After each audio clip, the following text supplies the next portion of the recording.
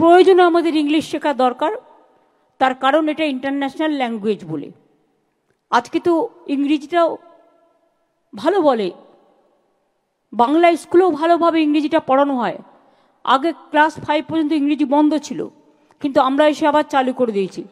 সব ভাষাই জানা উচিত, যত ভাষা শিখবেন তত উন্নত হবেন।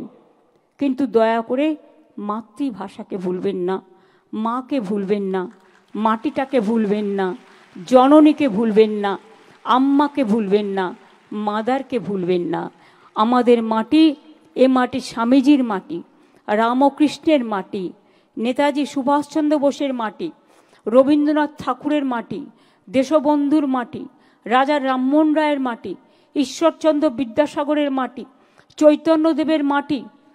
মনে রাখবেন, এ মাটি ক্ষুদিরাম, প্রফুল্ল চাকি, বিনয় বাদল দীনেশ, মাতঙ্গিনী হাজরা থেকে শুরু করে, নেতাজি সুভাষচন্দ্র বোস থেকে শুরু করে, রবীন্দ্র নজরুল থেকে শুরু করে, কে নয়? দেশের স্বাধীনতা আন্দোলনে যারা সবচেয়ে বেশি জেলে ছিল তাদের সংখ্যা, আলিপুর মিউজিয়ামে গিয়ে কখনো মেয়েদের ঘুরিয়ে আনবেন, দেখবেন বাংলার 70% লোক জেলে ছিল। আন্দামান নিকোবরে সেলুলার জেলে, আমি ওটা তুলে নিয়ে এসে এখানে আলিপুরে রেপ্লিকা করে রেখে দিয়েছি। তারপরে ছিল পাঞ্জাব। বা সেই জন্য বিশ্বকবি রবীন্দ্রনাথ ঠাকুর যখন জাতীয় সঙ্গীত রচনা করেছিলেন, তিনি শুরু করেছিলেন পাঞ্জাব থেকে, শেষ করেছিলেন বঙ্গে এসে।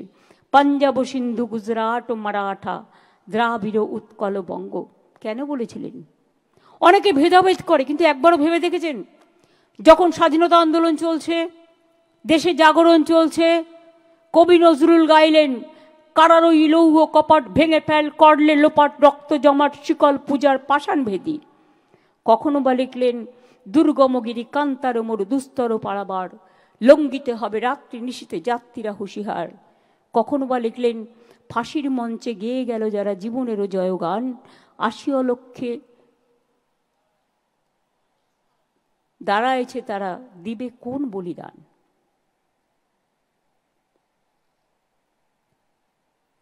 নজরুল লিখলেন, হিন্দু নর মুসলিম ওই জিজ্ঞাসে কোনজন, কান্ডারি বলো ডুবিছে মানুষ সন্তান মোর মার। স্বামীজি বললেন, ভারতবর্ষের কল্যাণই আমার কল্যাণ, ভারতবর্ষের মৃত্তিকা আমাদের গর্ব। সুভাষচন্দ্র বোস বললেন, তোমরা আমাদের রক্ত দাও, আমি তোমাদের স্বাধীনতা দেব। এটা হচ্ছে বাংলা, মনে রাখবেন।